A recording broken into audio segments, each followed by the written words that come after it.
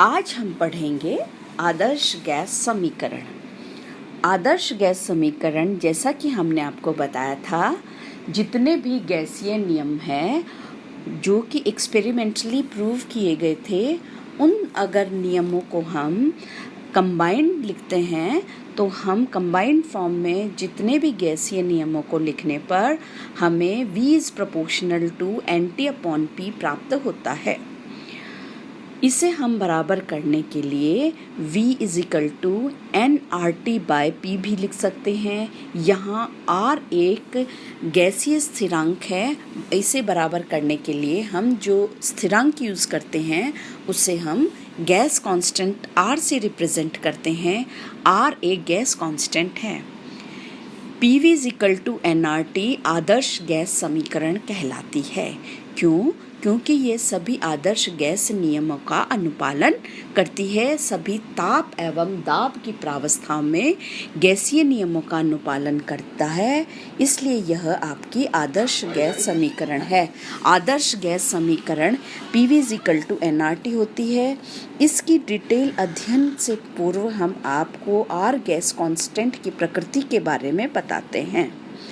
R जो हमारा gas constant है, वह R गैस कांस्टेंट किस प्रकार का है, यह जानने के लिए हम आदर्श गैस समीकरण को इस प्रकार लिखते हैं। PV is equal to NRT, so R is equal to PV/NT प्राप्त होता है।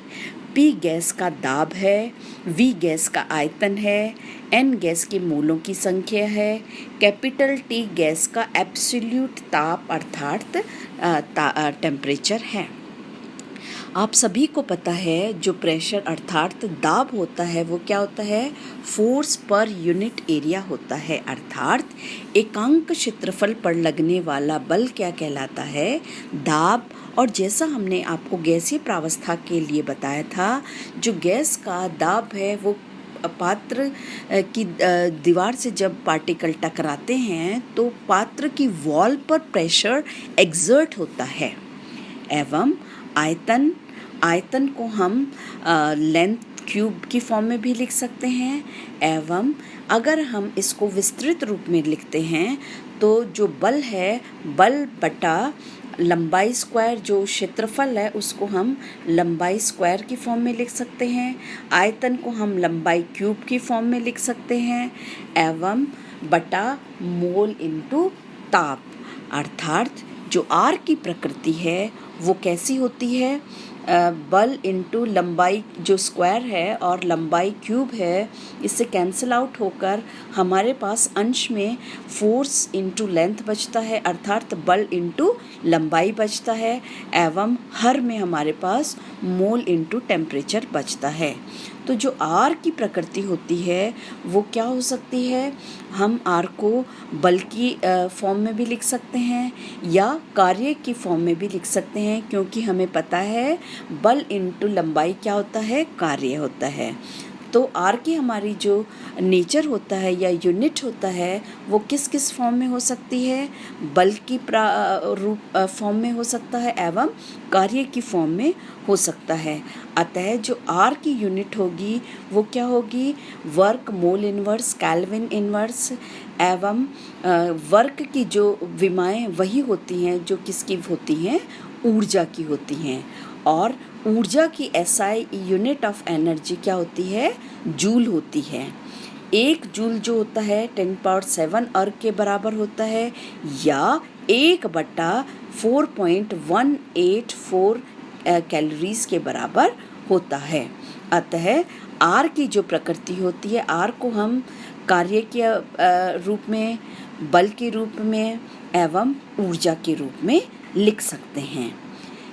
इस आदर्श गैस समीकरण की जो R की है भिन्न भिन्न यूनिट्स में क्या वैल्यू होगी, इसे ज्ञात करने से पहले हम आपको NTP, STP एवं SATP के बारे में बताना चाहेंगे। क्यों?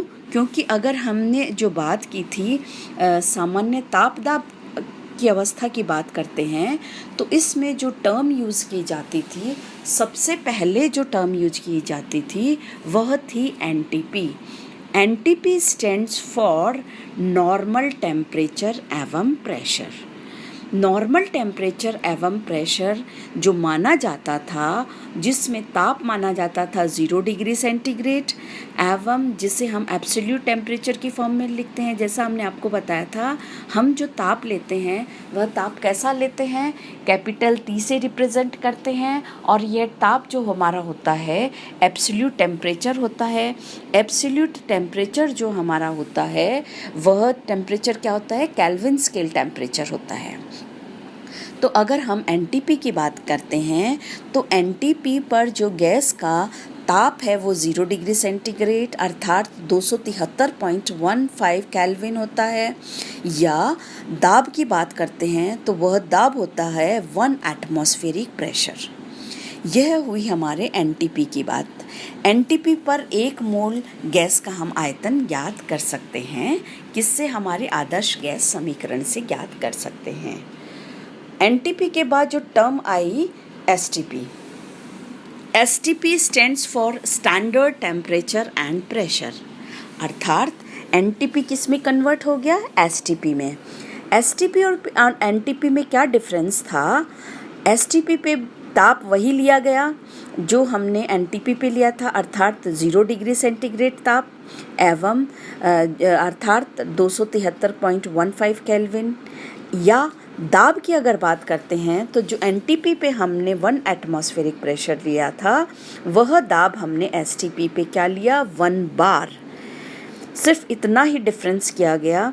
लेकिन जैसे जैसे समय बीतता गया तो it was very difficult to mention all these chemical equation at NTP and STP, क्योंकि आप सभी को पता है कि जो भी एक्सपेरिमेंट होता है, सर्वप्रथम वह एक्सपेरिमेंट किस अवस्थाओं में होता है, आपकी नॉर्मल अवस्थाओं में होता है। नॉर्मल अवस्था में हम आपको अगर ताप की बात करते हैं तो इस अर्थ पर, द होल अर्थ पर कहीं ताप ज़्यादा होता है, कहीं ताप कम होता है, लेकिन 0 डिग्री सेंटीग्रेड पर सभी एक्सपेरिमेंट्स को मेंशन करना मुश्किल था, इसलिए SATP टर्म आई। SATP टर्म में क्या लिया गया, क्योंकि हम कोई भी इक्वेशन को या समीकरण को या कोई भी हमारा एक्सपेरिमेंट है उसको जब हम रिपोर्ट करते हैं तो रिपोर्ट हम किस पे करते हैं, सबसे पहले उसे हम नॉर्मल कंडीशंस में लेते हैं, फिर हम ताप और दाब की भिन्न भिन्न अवस्थाओं में उस एक्सपेरिमेंट करके उसको रिपोर्ट करते हैं। तो SATP पे क्या किया गया, SATP stands for standard ambient temperature and pressure होता है। स्टैंडर्ड एम्बिएंट टेम्परेचर और प्रेशर में क्या किया गया कि जो